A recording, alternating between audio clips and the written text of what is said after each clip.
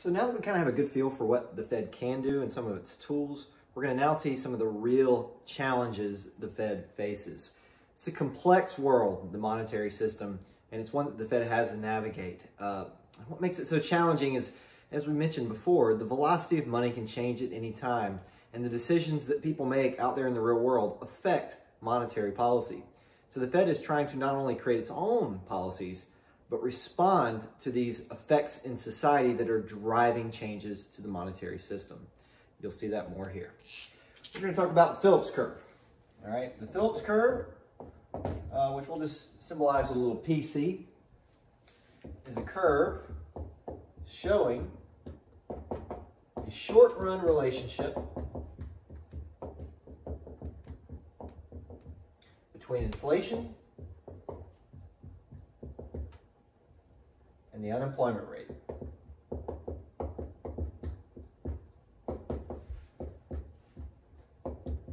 Probably a lot of you have heard of the Phillips Curve, and a lot of times when we teach the Phillips Curve nowadays, we kind of discuss the fact that it's not necessarily valid in all cases, okay?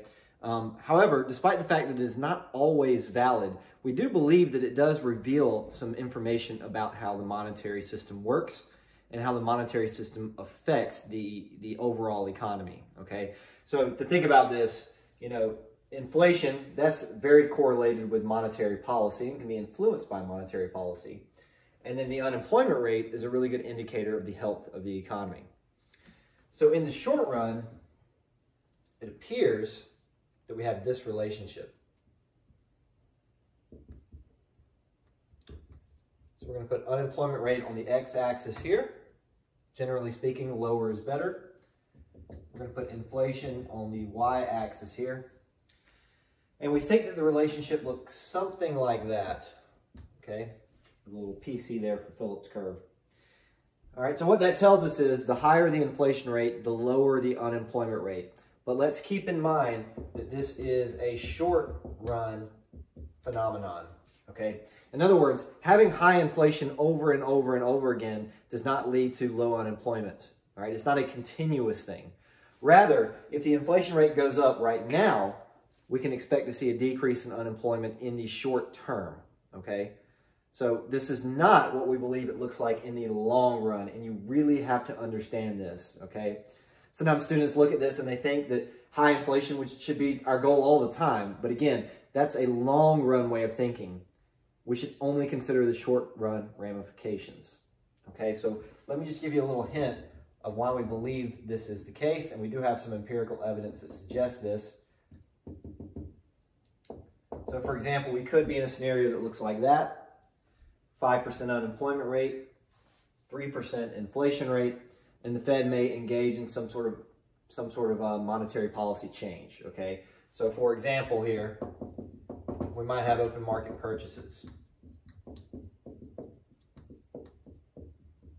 And let's think about what that would do to the economy as a whole. In general, if we have open market purchases, would we expect that to speed up or slow down the economy? Generally, we would expect it to speed up the economy, right? We gave several reasons of why that being the case, but probably the one that matters the most is that when the money supply goes up, interest rates go down. And when interest rates go down, we get more borrowing and thus more production. So real GDP goes up. Okay, again, money supply goes up, inflation goes up with it. That drives down in interest rates because the federal funds rate will drop. When the federal funds rate drops, all interest rates drop, so people borrow more money, spend more money, and so that will speed up the real GDP. So as a result, when the Fed does open market purchases, we'll expect to see inflation go up, and we'll expect to see the unemployment rate drop as we move from A to B, okay? Now again, that's a short run thing. In the long run, things will adjust. Thinking about this from the business's standpoint, this is kind of what's happening. People are spending more money, they have more money, so businesses are going to simultaneously raise prices because the economy is getting better, and they're going to hire more workers, all right? Think about that. If people are coming into your business spending more money, even if you don't know why they're doing that, right? Maybe you don't know that the Fed has engaged in new policy changes. You just see that people are spending more money at your business. There's likely two things you're going to do. One, raise prices, and two, hire more workers. So that will lead to higher prices for the economy and a lower unemployment rate for the economy as a whole. It's not that simple though, okay? It is not that simple. The actual effects have to do with the way not only the Fed acts, not only the policies the Fed makes, but also the expectations of those policies. So real quickly, just let me give you a quick term that we're going to refer to many times in this class. A very vague term. This is a term or a field of study that has lots of different uses, and it doesn't just apply to economics or finance. Expectations theory is basically the idea that people's expectations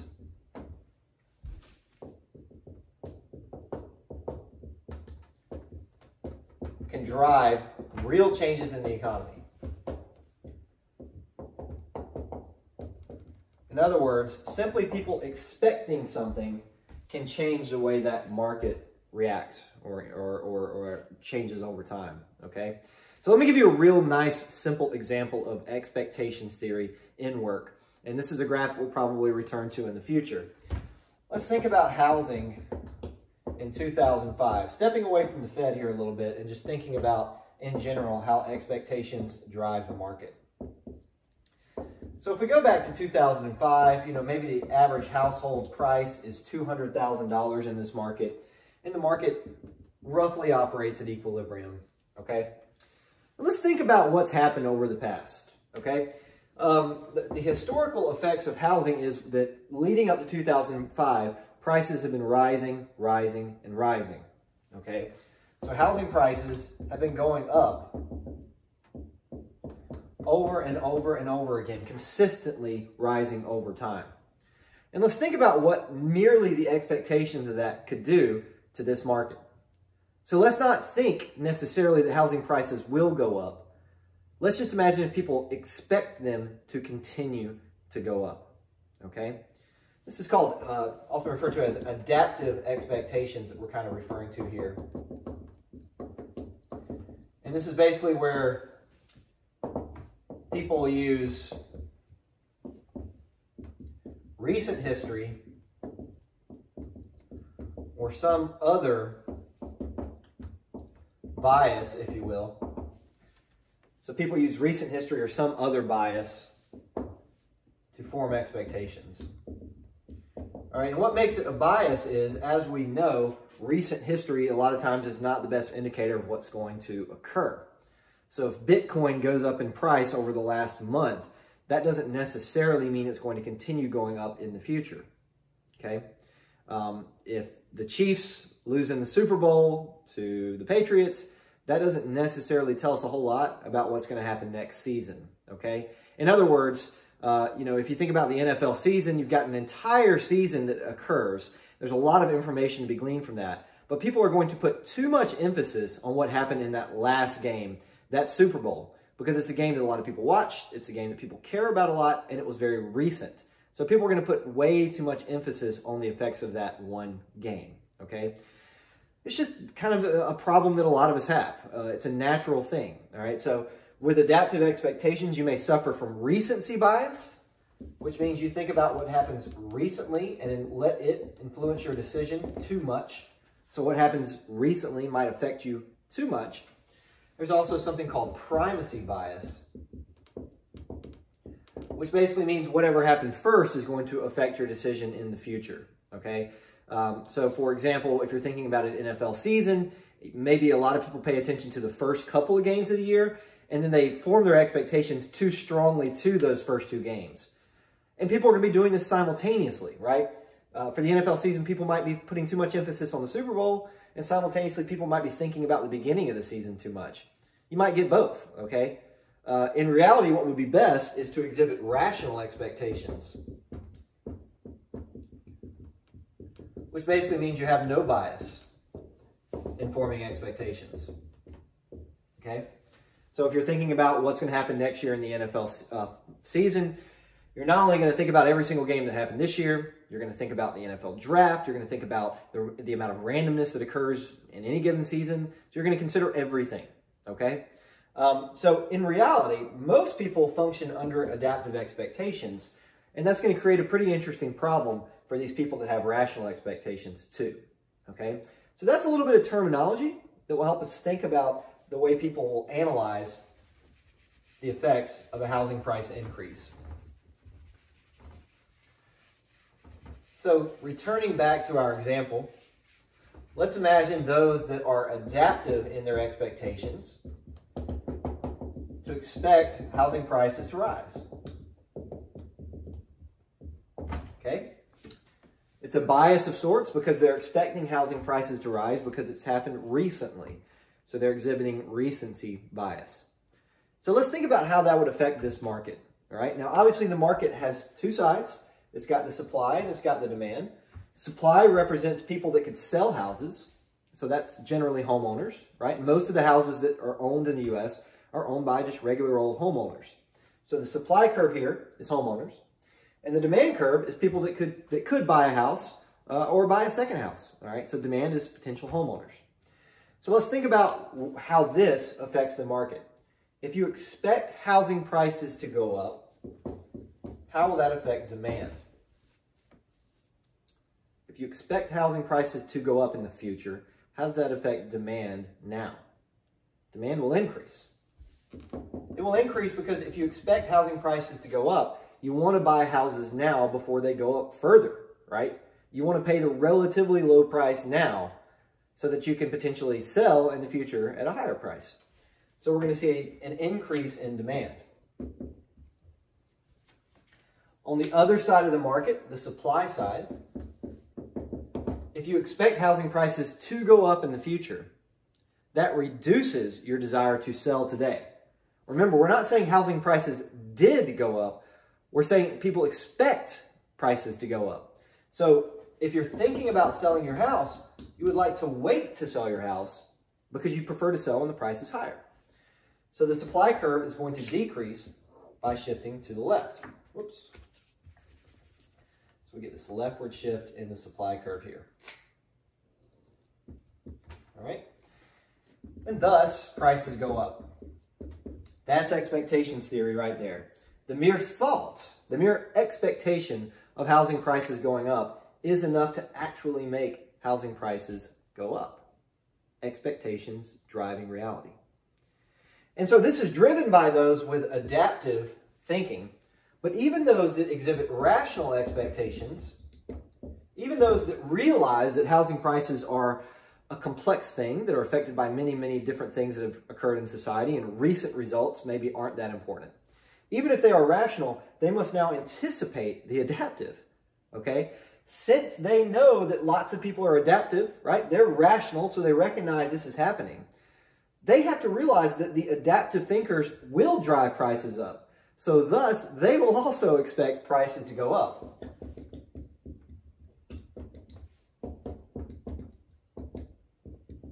Make sure we understand that, okay? Even if I'm extremely rational and have tons of information, I will realize that recent results, recent housing prices go up, will affect society because I know that there are people that exhibit adaptive expectations. These people are overvaluing recent results in the housing market, and I know that, so I will expect this to occur as well. So as long as you have some of these people, it's enough to actually drive the economy.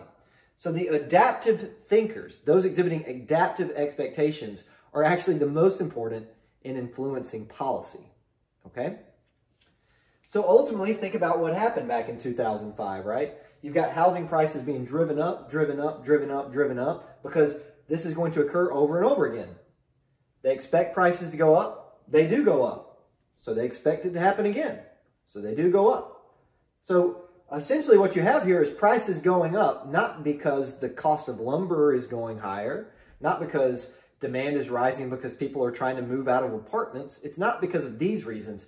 Housing prices are going up just because people expect them to go up. That's a bubble, right? That's what a bubble is.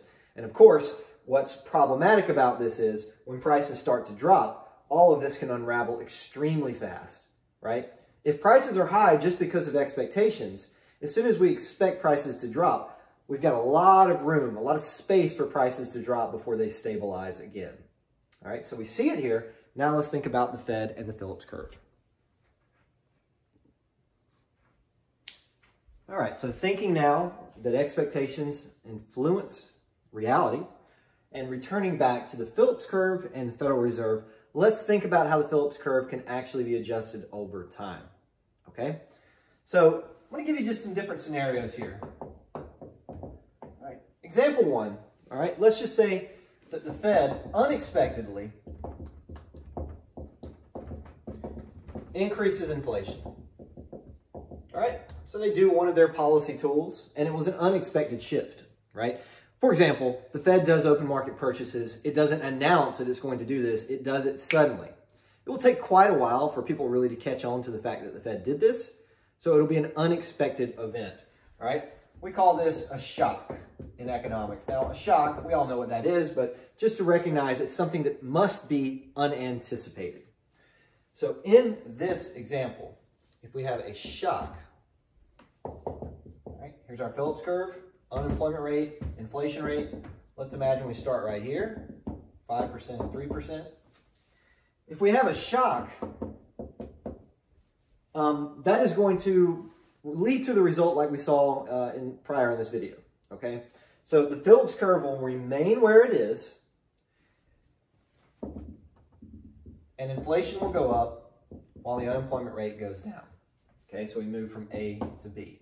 A good result with us riding right along that Phillips curve. Again, it's a shock. So if you're a business owner, you just notice people spending more money at your business. So you respond by hiring more workers and raising prices. Okay, unemployment rate goes down, inflation goes up. So that is one possible scenario. Okay, now let's change things just a little bit here. Example 2. Let's now think about the scenario where the expectation is important. So example 2, the Fed announces that it will increase inflation.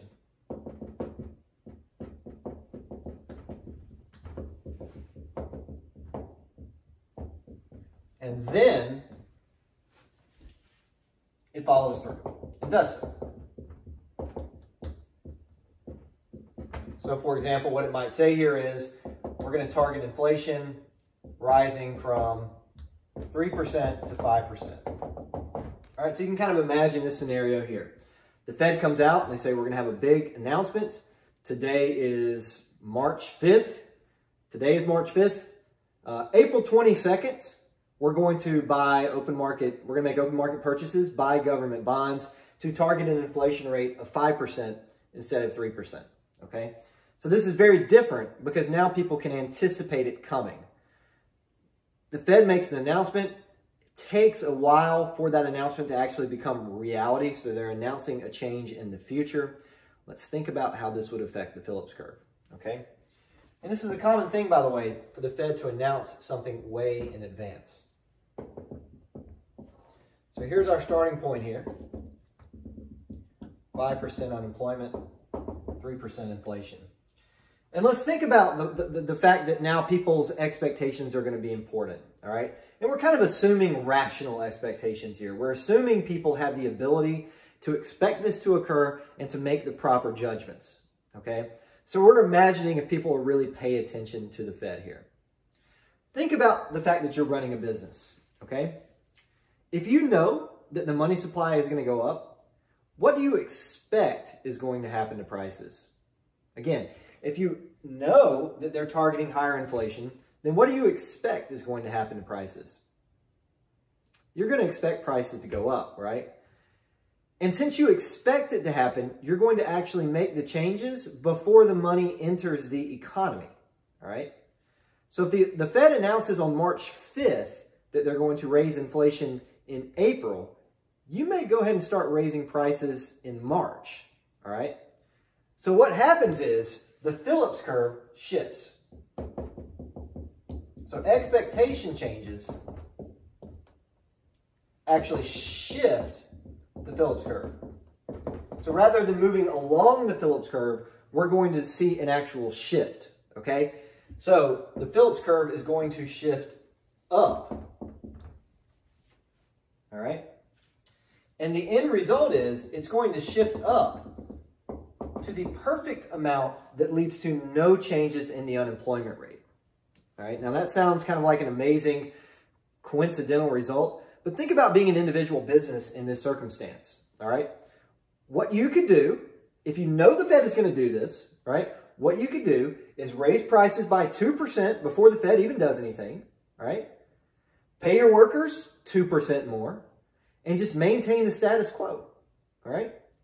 Since you're raising prices before the money supply goes up, you don't get that burst of demand, all right? Because you increase prices.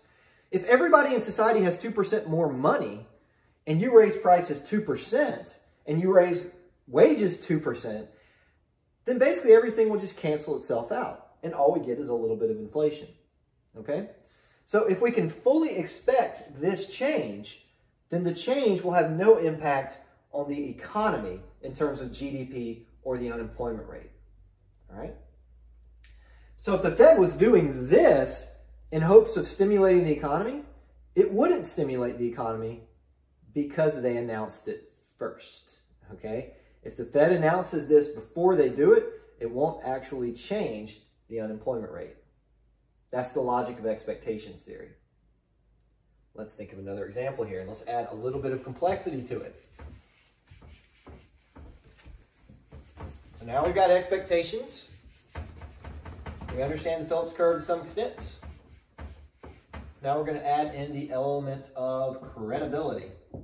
You guys know this word, I'm sure. If someone is credible, it means they are believable. If they are incredible, it means no one believes them. Like the Incredible Hulk. No one believes the Incredible Hulk. He's not credible at all. All right? So credibility, what this means is, basically, is it believable? All right? Does the Fed have credibility or not? Well, it can change over time. Okay? Do people believe the Fed when the Fed announces they're going to make a change?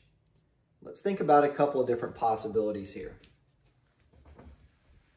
So example 3.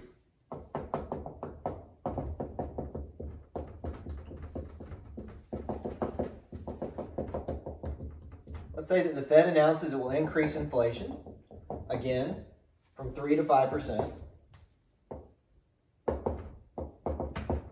It's announcing this way in advance. It's announcing it in March. It's not going to go through until the end of April.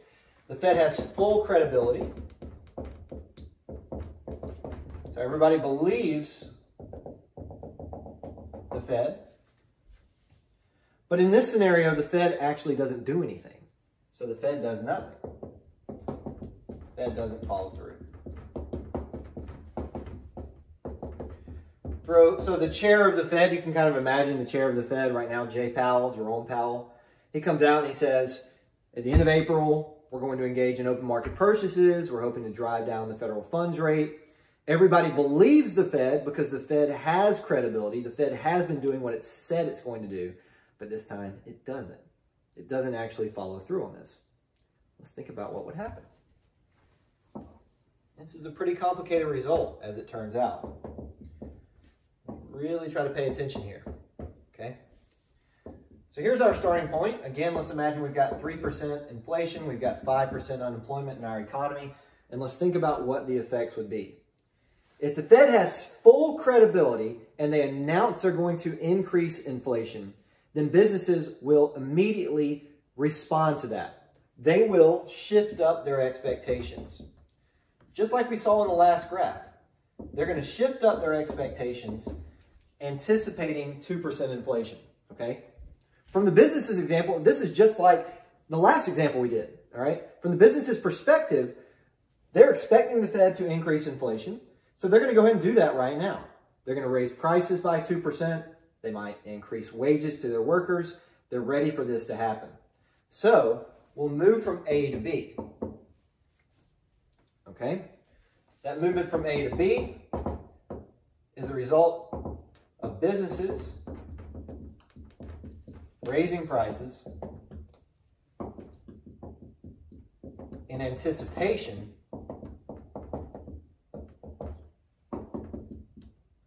of a Fed money supply increase.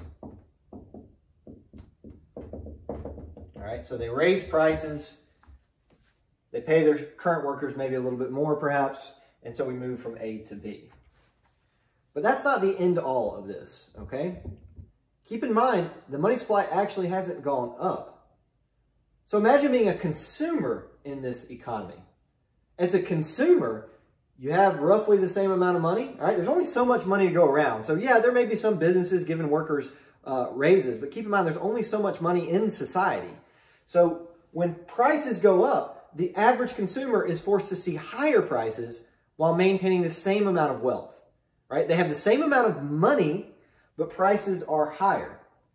So the result is you're going to get a reduction in spending, all right? So think about being a business here as we move from the next step here from B to C. Businesses are actually going to struggle when they're here, right? They've raised prices despite the fact that there's not any extra money in society. So the result is gradually businesses will give up on the Fed. They'll stop believing that the Fed is going to do this, and they'll actually be faced with the real adverse consequences of their expectations, okay? Businesses are going to not do well. They've got higher prices, okay? But consumers aren't willing to buy these goods at a high rate, right? When they were at A, they maybe could sell 100 units a day, but when they raise prices up, maybe they can only sell 90 units a day. So as a result, businesses are going to be struggling because they didn't get that anticipated increase in the money supply. And what do businesses do when they're struggling? They drop prices, they lay off workers, okay? So the unemployment rate will rise and prices will go back down. So over time, what's going to happen is we're going to get pushed back to the same level of inflation, but with now higher levels of unemployment. Okay? So this is what we can expect to happen. If the Fed announces a monetary increase, but doesn't follow through, and people believe the Fed has credibility, then what will happen in that event is we'll get an increase in inflation, followed by a reduction back to the original inflation rate. All right, this is driven by money, right? The monetary policies of the Fed haven't changed, so we're going to revert back to where we were. But since these businesses were struggling when they were at B, it will lead to temporarily higher unemployment, okay? So you get a complex result from the Fed really not doing anything at all. Let's do a similar but more favorable example now.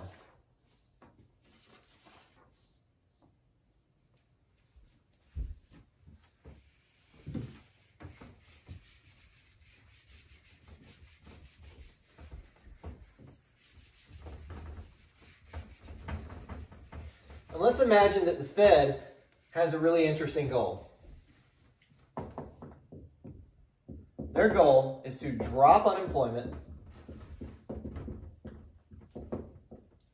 without changing inflation. Which sounds impossible. If you think about the Phillips curve, that sounds impossible, right? Because what the Phillips curve shows us is that there's an inverse relationship between unemployment and the inflation rate. So normally you would think if they're going to change the inflation rate, they would have to expect a change in the unemployment rate, right? Those two things must move together. So let's imagine that they try this plan out. The Fed has full credibility.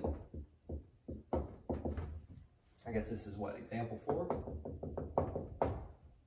So the Fed has full credibility. It announces inflation will drop to 1%. But it doesn't follow through. So it announces that it will drop prices, but it doesn't actually do anything. Okay, so just like the example we had before, in March, it might say that they're going to target a higher federal funds rate, right? And then in reality, they don't do anything at all. They're just basically trying to change expectations in society. Since they have full credibility here, this will have an impact because people will expect this to occur. So, whoops. This is our unemployment rate down here. Here's inflation. Here's our Phillips curve. Let's imagine that we start in that same spot that we've been putting them every single time, where it looks like that, okay? So let's think about what would happen here, all right? If you're running a business and you are rational, okay, the Fed has full credibility. That means the Fed has been following through on everything they've done in the past. When the Fed comes out and says they're going to reduce inflation rates, you would basically anticipate that change, which means you would either drop prices or, to be perfectly honest here, right? Let's be careful here. We're dealing with inflation. So what this really means is not that you would drop prices, all right? It means that you would raise prices more slowly. There is a difference there, okay? Nonetheless, what you would do is you would have prices lower in the future than you had expected you would have, all right? So the Phillips curve is actually going to shift down, okay? Shifting down to 1% as we move from A to B. Let's think about why that would happen. Let's not just draw this. Let's make sure we understand why this would happen. If you expect the money supply to go down, you expect inflation to go down, then what would you do at your business? Well, you know that consumers are going to have less money, right? You know that the economy in general, this is not a strong thing for the economy. So you're going to respond to that by lowering prices. You might also drop wages, okay? So in anticipation, businesses drop prices. And perhaps wages too, right? So they're going to drop prices because they're getting out ahead of it, right? Basically what they're saying is, look, people aren't going to spend as much next month. So let's go ahead and start dropping prices now so that we're ready for that when it occurs. And we get the shift from PC1 to PC2. We get prices going down immediately, all right? So since they're fully expecting inflation to be 1%, they go ahead and adjust for that in advance, okay? It's just like, if, for example, if I tell you there's going to be an 80-point curve on the exam, you won't study as much, right? You'll be prepared for that. You will adjust your behavior. That's what the businesses are doing here. They're adjusting their behavior in advance of an expected change, okay? Now, in reality, the Fed doesn't do anything, okay? So what's going to be happening at these businesses here? The businesses have basically dropped prices for no reason. And what do consumers do when prices go down for no reason? They buy more stuff, all right? So as we move from B to C, what will happen is businesses will do well. So they'll gradually, kind of, you can think about these things all happening at the same time. They're gradually realizing the Fed isn't going to do what they're going to do. They're gradually realizing that they need to raise prices. They're doing really well, so they're gradually realizing they need to hire more workers. All of those things will kind of happen at the same time, okay? So they'll gradually raise prices and hire more workers. They're doing well because they drop prices, but in reality, the money supply didn't change. Of course, they didn't know that going in. So what they're basically thinking, if you're running a business, here's what you're thinking. You know, you drop prices, you're expecting everybody to drop their prices, and everybody is dropping their prices. Customers are now coming in and buying more of your stuff than before, so you're thinking, this is great. So you start raising prices back up, you hire a few more workers, and then over time you start to realize that the Fed really didn't do anything, okay? By the time you realize the Fed didn't do anything, you've already reached this new point, C, okay? So as businesses raise prices, the inflation will go up back to what it should be if the Fed does nothing. The unemployment rate will go down, all right? Maybe down to 3.5% or something. And so the Fed has accomplished its goal.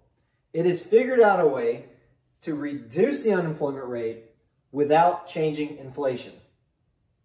This won't last forever, all right? We will eventually have, believe it or not, a shift back to A, but it could take a while.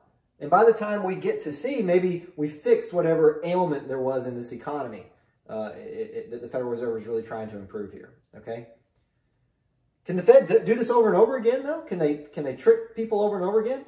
No, because they'll lose credibility, all right? So as soon as they do this one time, they're going to lose credibility for some amount of time in the future. How long will they lose credibility? Well, it depends on people's expectations. Are they rational? Are they adaptive? You know, if people are very adaptive in their expectations, they may hold this very strong in their brain. They may experience recency bias, and they may completely not believe the Fed for several years after this, which means that the Phillips curve now can't easily move, okay? So, you know, to think about this example now, if they tried to do it again, so let's ask the same question here. Example 5.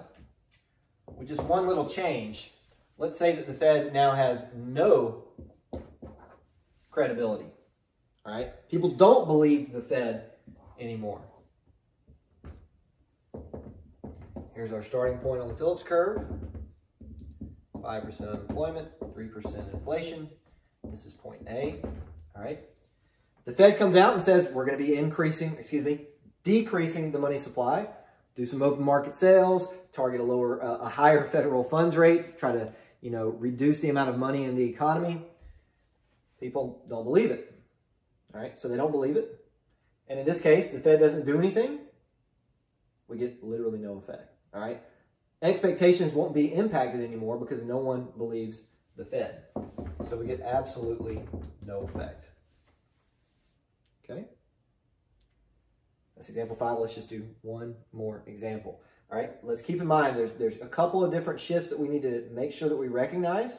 The only thing that changes the Phillips curve is changes in expectations. And the inflation rate will come back to where it was if the Fed does nothing.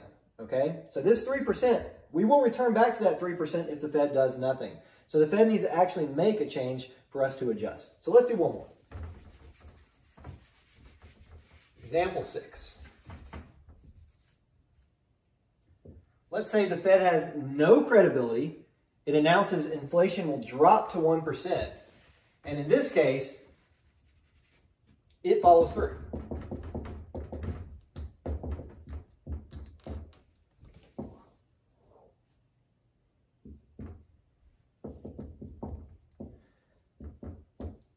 So we start out at our regular point here, 5% unemployment, 3% inflation. And let's think about this, okay? The Fed comes out and says, we're going to be reducing the money supply in April. How do people respond? They ignore it, right? The Fed has no credibility, so they completely ignore it. So when the Fed actually follows through, this is going to be a shock. All right? It doesn't matter that the Fed announced it because no one believed them anyway. So this will be a shock. So when the money supply starts going down, we don't get a shift in the Phillips curve. The Phillips curve remains where it is. Instead, we just have a movement along the Phillips curve. All right, so we move from A to B. Lower inflation, higher unemployment. Basically what's happening here is businesses see reduced demand. Right? Now, why do they see reduced demand? Well, because there's less money in the economy. All right? They don't think that's what's driving this result because, remember, they didn't trust the Fed when the Fed said they were going to decrease the money supply. So when the Fed actually starts to do something, the public's going to be unaware for a while. In that unaware period, that's the shock period, okay? So businesses see reduced demand, and what do businesses do when they see reduced demand? They drop prices. They fire workers. And as a result, we get lower inflation and higher unemployment. And we move from A to B. This will be temporary, all right? These are all short-term phenomena. But basically what this shows you is if the Fed decreases the money supply unexpectedly, or, you know, regardless of whether it's a shock, the Fed just does it without announcing it, or if the Fed announces it and has no credibility, either way, when they drop prices in this scenario, you're going to get lower inflation and higher unemployment. All right, so what can we take away from this? We got all these graphs, all this information. I think what is smart to do now is to try to think about reality.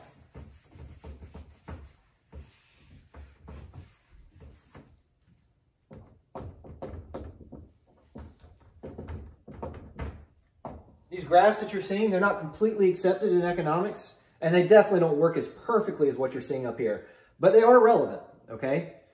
In reality, credibility is a spectrum. The Fed is never really going to have full credibility. If the Fed says they're going to increase the money supply next month, we cannot be 100% sure of that, okay? Maybe we 95% of the time believe them, right? But it's not going to be 100% belief. So the examples we're going to go through, like the examples we just did, we're assuming they have either full credibility or no credibility. Those two extremes really don't happen. We're always somewhere in that spectrum. And that means that the graphs are really more complicated, all right? And we're not even going to try to draw them realistically because we don't really know to what extent the Fed has credibility. But what we do know is if the Fed lies, they're going to lose credibility over time. And if the Fed follows through on its promises, it's going to gain credibility over time. So credibility does get impacted by what the Fed has done in the past.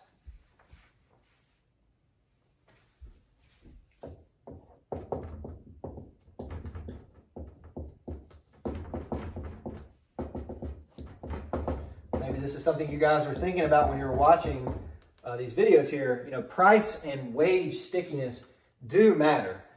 What I mean by that is when we went through those examples, we were saying things like, you know, well, they'll just raise prices, maybe they'll increase wages, right? In reality, sometimes prices and wages can get stuck. We talked about menu costs in the past, right? If the Fed announces a 2% increase in inflation, maybe some businesses just decide to not raise prices because they don't want to print new menus. It costs money to print new menus. Maybe a lot of workers are on contracts, so it's not easy to adjust their wages. So the amount of stickiness that we have influences how realistic these models are.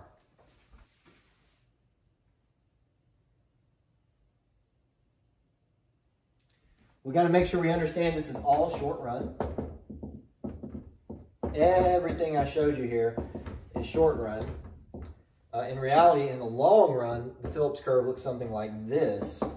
Maybe not perfectly like this, but roughly the long run Phillips curve looks like that. And what that means is the unemployment rate is likely going to be 4.5% in the long run, regardless of what the inflation rate is. All right. That's not 100% true, but it is most of the time. All right. Now, if we have 1,000,000% inflation, yeah, that's bad. In the long run, that's still going to be problematic. But if the economy has 2% inflation or 4% inflation, in reality, in the long run, that doesn't affect the economy, all right? So to be clear, what we're saying here is if we have 2% inflation and the Fed increases it to 4%, that won't affect the economy 5 years from now, okay? There are no long run effects. So everything we showed in those prior graphs was thinking about how that would affect the economy maybe in the next year, all right? The short run, not the long run. And just really to summarize everything that we've talked about here, what we really need to recognize is that macroeconomics and monetary economics are extremely complex. What we've done here is we've really simplified things down. Full credibility, no credibility. The Fed makes these very clear announcements. People have rational expectations, so they, completely change their expectations on prices very quickly. In reality, everything is so complicated in macroeconomics. It's very hard to identify what's happening in just one little area of the economy when all other areas of the economy are affecting it, okay? So if the Fed comes out right now and says we're going to increase prices by 2%, after they make that announcement, something crazy could happen. Like, for example, we could have an oil rig explode out in the Gulf of Mexico, and that would cause oil to be more scarce, increasing the price of gasoline. So now we've got this price increase in gasoline mucking up the waters for the monetary system, right? And these kind of things happen all the time. It just makes everything so complex. And I think this leads some people to make the weird and really poor decision, I think, to think, let's just throw macroeconomics out, right? Macroeconomics is too complex, the models don't work, so let's just throw them all out. In reality, the models do show us something about society. It's just that society is so complex that it's hard to verify that these models are working all of the time, all right? So we're going to learn from these, but accept the fact that they're never going to tell us everything that's happening, okay? Let's not throw macroeconomics out. Let's just accept that we are incredibly limited in what it can show us.